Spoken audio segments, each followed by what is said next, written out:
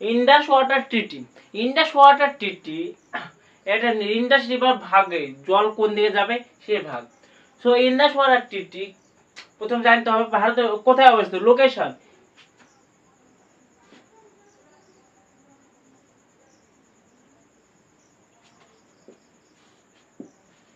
Indus water হবে Indus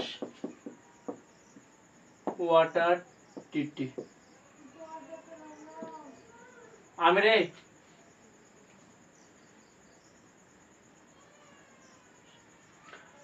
1960 সালে ভারতের প্রধানমন্ত্রী জওহরলাল নেহেরু এবং পাকিস্তান প্রেসিডেন্ট আইয়ুব খানের মধ্যে এই ট্রিটিটা হয়। জওহর নেহেরু এন্ড আইয়ুব খান ব্রোকার হিসেবে কাজ করেছিলেন world bank. Broker world bank. Indus water system river divided. Indus river divided. এই ট্রিটিতে বলা হয়েছিল বিয়াস চেনাব রাবি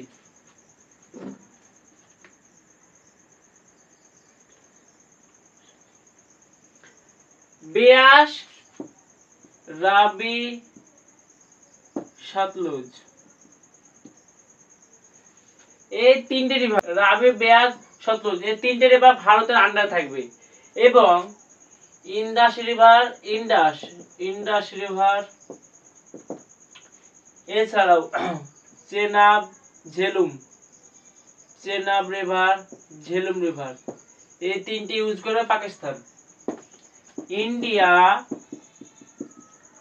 ইউজ করবে বিয়াস রবি সতলুজ আর পাকিস্তান ইউজ করবে Indus river Chenab river Jhelum river. রাফলি 80% পানি রিভার পাকিস্তানে কনজিউম করে নেয়, 80% রাফলি।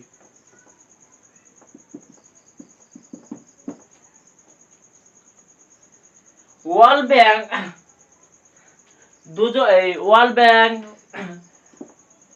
ব্যাংক এইটিতে বলা হয়েছে তারা দুজনে ইউজ করতে পারে, দুজনে রিভার, দুই দেশের মধ্যে রিভার ইউজ করতে পারে, দুই কান্ট্রির মধ্যে রিভার ইউজ।